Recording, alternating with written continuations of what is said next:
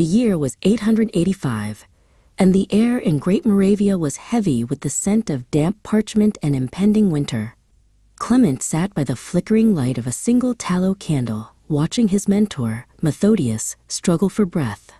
Their mission to bring the written word to the Slavic people was under siege by those who believed only 3 languages, Hebrew, Greek, and Latin, were holy. Methodius gripped Clement's hand, his voice a dry whisper. "The letters are the seeds, Clement. My brother Cyril and I tilled the earth, but you must find a soil where they can truly grow, or the spirit of our people will remain in silence." Following the death of Methodius, the light of their mission was nearly extinguished by iron and flame. Labeled as heretics, Clement and his companion Nahum were shackled and cast into a damp dungeon before being marched toward the borders of the empire. The cold wind bit through their thin tunics as they were driven into the wilderness. Nahum looked at Clement, his eyes reflecting a quiet defiance, despite the heavy iron rattling against his wrists.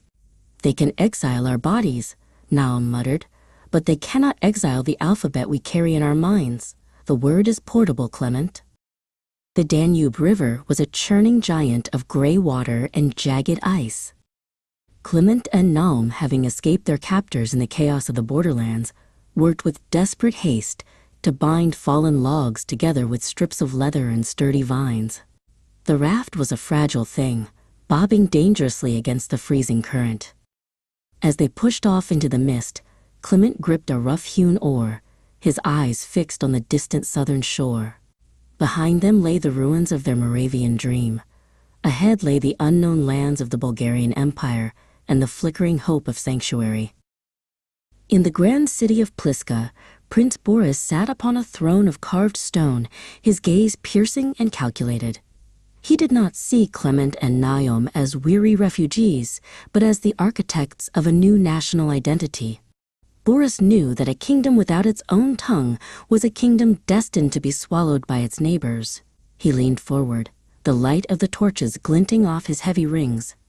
"I give you my protection," Boris declared to Clement. "Go south to the region of Kutmichevitsa. Turn the silence of the mountains into a chorus of scholars. Give my people a script that is uniquely theirs." The journey to the south was long, but as Clement reached the heights above Lake Ohrıd, he stopped in awe. The water was a vast, sapphire mirror reflecting the rugged peaks and the soaring eagles. This was the place where the echoes of the past would meet the voices of the future. Clement felt a strange, rhythmic pull in the earth, a pulse of potential that had waited centuries for a scribe to record it. He stood on the ridge, the wind whipping his hair, and felt the weight of his master's legacy. Cyril's genius and Methodius's iron will settle into his own bones. Clement did not wait for others to build his sanctuary. Near the shore of the lake, he began the grueling work of constructing the monastery of St. Panteleimon. He spent his days hauling heavy limestone blocks and his nights drafting the blueprints for a school that would eventually house thousands. His hands, once soft from holding quills and inkpots, became calloused and scarred from the weight of the earth. Each stone he laid was a silent prayer, a foundation not just for a building, but for the intellectual heart of an entire nation. Inside the cool, shadowed halls of the new school, Clement realized the complex glagolitic script of his masters was too difficult for his students to master quickly. He began to refine the characters, blending the Greek uncial script with the unique sounds of the Slavic tongue. He stood before a young student named Sava, tracing a bold, new letter onto smooth parchment. "This is the start of something clearer, Sava," Clement explained. "With these marks, you can speak to people you will never meet, and to generations not yet born." Sava reached out a trembling finger, tracing the fresh ink of the new Cyrillic letter. Years passed, and the school at Ohrıd flourished into a city of letters. One autumn afternoon, a familiar figure appeared on the dusty road leading to the monastery. It was Nahum, sent by the prince after completing his own evangelical work in the capital. Clement ran to meet him, and the two old friends embraced by the stone gate. The Ohrıd Literary School was no longer a dream. It was a living, breathing library of 3,000 students, all translating, copying, and speaking the language of their ancestors in a script that was now their own. In the twilight of his life, Clement was summoned once more by Boris, who had since abdicated his throne to live a life of prayer. The former prince looked at Clement, who was now dressed in the ornate, heavy robes of a bishop, the first Slavic bishop in history.